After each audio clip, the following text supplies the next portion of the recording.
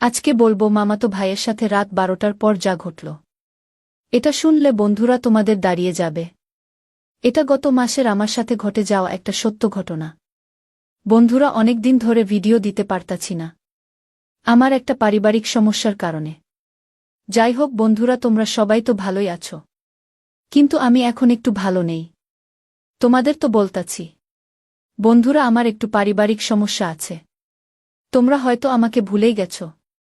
যে বন্ধু আর ভিডিও দিতাছে না কেন? একটু লেট হয়ে যদি বন্ধুরা তোমাদের ভিডিও দেই মনে করবা আমার কোনো প্রবলেম হয়েছে। আমার ভিডিও বানাতে একটু সমস্যা হয়।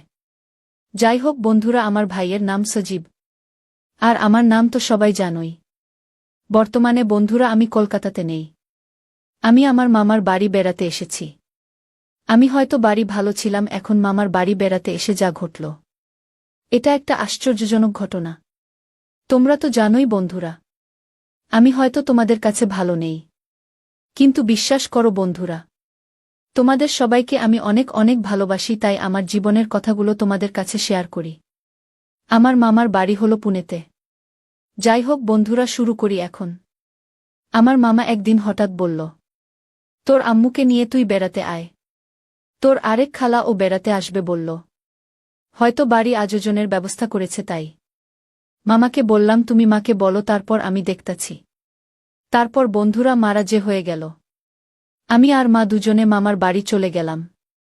আর আমার বাবা কৃষিকাজে সবসময় ব্যস্ত থাকে, বাবাকে বললাম যেতে পারল না। যাই হোক বন্ধুরা, আমার একজন মামাতো ভাই আছে, তার নাম হলো সজীব। বিদেশে থাকতো, এখন বাড়ি এসেছে 2 মাসের ছুটি নিয়ে। তাই হয়তো মামামামি কিছু আয়োজন করেছেন, তাই আমাদের আসতে বলেছেন। যাওয়ার পর আমার মামাতো ভাই বলল, আপু তুই এত বড় হয়ে গেছিস তাই না? কেন রে ভাই, একথা বলিস কেন?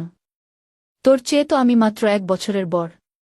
ঠিক কইছ আপু, বয়স দিয়ে কি প্রেম ভালোবাসা হয় নাকি? এটা ঠিক বলছ। তো তুমি যখন বিদেশ থাকতে ভাই, তখন কি কারো সাথে রিলেশন ছিল নাকি? না রে আপু, তুই এসব কি বলিস? তুই তো জানিস আমি এরকম ছেলে না। তুই তো ভাই আর আগের মতো না। এখন দেখি লাজুক হয়ে গেছস। আগে তো বোকার মতো থাকতে কোনো কথা বললে লজ্জা পেতিস, আর এখন যে ফটাফট কথা বলিস। যাই হোক বস, তোর জন্য খাবার নিয়ে আসি। না আপু, মামি খাবার দিয়েছে, খাইছি, তুমি খেয়েছ নাকি? আপু আজকে কিন্তু রাতে অনেক গল্প করব, মুভি দেখব। এখন দেখি। না আপু, এখন দেখলে মজা লাগবে না, রাতে দেখলে অনেক মজা লাগবে। সবাই ঘুমিয়ে পড়বে তখন তুই আর আমি রাত 12টার পর মুভি দেখব, ওকে? কেন রে ভাই, রাত 12টার পর মুভি দেখলে কি হয়? অনেক ভালো লাগে। তুই আর আমি দেখব শুধু, আর সবাই তো ঘুমিয়ে থাকবে। আমার ভাই রাত 12টার পর মুভি দেখতে চাই, একটু একটু বুঝলাম আবার বুঝলাম না। যাই হোক বন্ধুরা, যখন সবাই ঘুমিয়ে পড়ে তখন আমিও ঘুমিয়ে পড়েছিলাম। আমার মামাতো ভাই তখন আমাকে হাত ধরে টেনে বসালো। ওই ঘরে চল। কেন ওই করে কেন? এই ভালো লাগে না, ওই ঘরে চল। ঠিক আছে চল। কথা বলবি না, শুধু মুভি দেখবি। আচ্ছা ভাই। তোকে না অনেক দিন পর দেখে আমার অনেক ভালো লাগতেছে।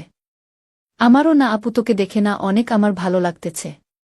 পরে গিয়ে আমার ভাই ঘরের দরজা লাগিয়ে দিয়ে আসলো। আমি বললাম, কি রে ভাই, দরজা লাগিয়ে দিয়ে আসলি কেন? ও বলল, কেউ যদি আসে তাই এসে দেখলে কিছু মনে করবে যে এত রাত্রে ওরা ঘরের ভিতরে কি করে। বলবো কেন, টিভিতে মুভি দেখতাছি।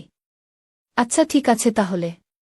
ভাই আমার কাছে এসে বসে আমার হাত ধরে বলে, তুই অনেক সুন্দর হয়েছিস। তুইও, তোকে অনেক সুন্দর হয়েছিস। আমার না আপু তোকে অনেক পছন্দ হয়। যদি তুই আমার বউ হতি, তাহলে দুজন ঘর সংসার করতে পারতাম। কেন ভাই, তোর এত পছন্দ হয় আমাকে? যাই হোক বন্ধুরা, মুভি দেখার পর করে আবার চৌকিতে গিয়ে চুপি চুপি শুয়ে পড়লাম। রাতে অনেক কিছুই ঘটে গেল বন্ধুরা। সকাল হওয়ার আগেই যার যার চৌকিতে ঘুমালাম, যাতে কেউ টের না পায়। ওকে বন্ধুরা, সবাই ভালো থাকবা। ধন্যবাদ সবাইকে, আসসালামু আলাইকুম।